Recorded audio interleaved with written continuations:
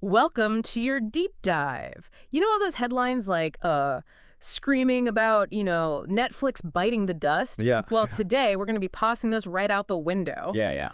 You've sent over a really interesting collection here, a bunch of articles and a YouTube video all about Netflix's recent Q3 earnings report. And let me tell you, Yeah. things are getting interesting, They are. They are. to say the least. Interesting is an understatement, I think, right? Yeah. We're talking about revenue going up by 15%, Really? reaching a massive hold on to your hats, $8.5 billion. Wow. With subscriber numbers just like totally blowing past those expectations, right? Yeah. They've added, get this, 5.1 million subscribers Wow. globally. Globally. This quarter alone. That's insane. It's like everyone and their mother was like expecting this, this slow decline. And then Netflix is like, hold my beer. Right. Drops a surprise hit on them. Exactly. So what is behind this? What is this? What's the magic? Right. From what I'm gathering here, there are a couple of major factors we need to unpack. Oh, yeah. Like big time. Absolutely. First off the bat, remember that whole password sharing crackdown? Oh, yeah. Everyone was talking Yeah, about it. they were up in arms. It wasn't just talk, though. Right. It's actually translating into some serious gains for Netflix. Yeah. They're converting all those shared accounts Oh, right.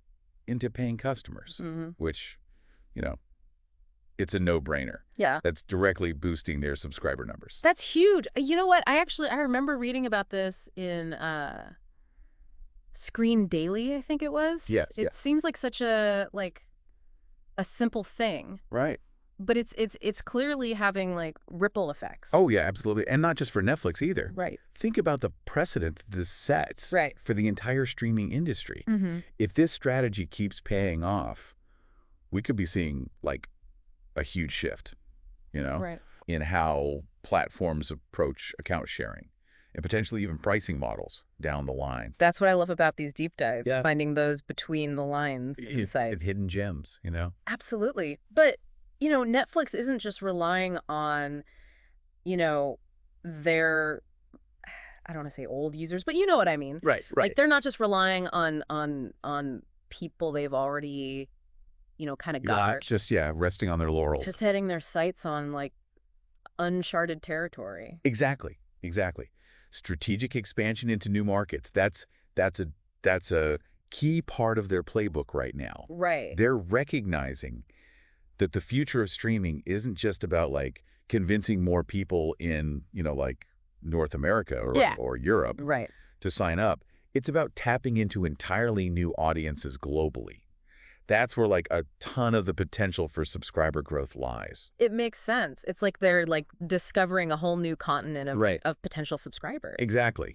Speaking of which, I noticed in the YouTube video description that they specifically mentioned expansion in Southeast Asia, Interesting. which I thought was super interesting because that's such a diverse landscape. Right, absolutely. And it sounds like they're actually finding a good amount of success in that region. Right. Which is really fascinating considering, like you said, just how diverse the landscape there is. Yeah. It really does speak to their, I think, strategy of diversifying their content library to appeal to just a much wider range of tastes and cultures. Right. However, Yeah. this global growth strategy, it's not without its challenges. Right. It's not a, one-size-fits-all situation. And that's where things get even more interesting, right? Right. Because while Netflix is out there, popping champagne, Right. celebrating these global wins, Yeah. Screen Daily also highlighted a really kind of surprising dip in subscriber numbers in Latin America. Huh. Interesting. What's the story there? It's a great question. And it really highlights how complex this global expansion can be. Right. The reasons behind that dip, I mean, it could be a whole bunch of things, right?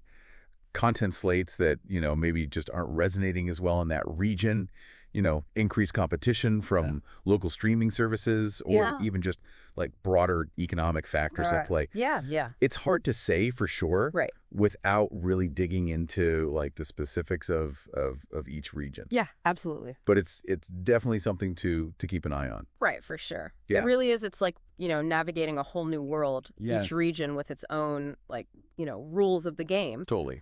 But even with all that, even with those, kind of like regional variations, Yeah. Netflix isn't shying away from shaking things up on like a a larger scale. You know what I mean? Like Screen Daily dropped like a bit of a bombshell here. Oh, yeah. About their transparency going forward. Yeah, I saw that. That definitely caught my eye. Yeah, so starting in 2025, Netflix is hitting the brakes. Wow. On reporting their quarterly subscriber numbers. Interesting. Okay, hold on. Yeah. That's kind of a big deal, right? It's a pretty big deal. Like, those numbers are practically like Wall Street's like obsession. Right. So what's the strategy? Like, why so secretive all of a sudden? Right. It's interesting. It's like they're kind of, it's like a power play almost. Yeah. By moving away from this, this one single metric that everyone's always like laser focused on. Right. They're basically saying like, we're playing the long game here, guys. Like, stop focusing on these quarterly, blips, ups and downs, and look at the bigger picture here. Right. Look at revenue diversification, content engagement, like our long-term growth strategies. Well, it's less about like how many users and more about like how are they using it? Yeah. How much money are we making from all these different avenues? 100%. And think about it, like all their push into advertising and gaming. Right. Like those revenue streams aren't as directly tied to subscriber count in the same way. Right. So this move really suggests like a confidence in their ability to succeed in these new areas. It's a bold statement. There's no doubt about it.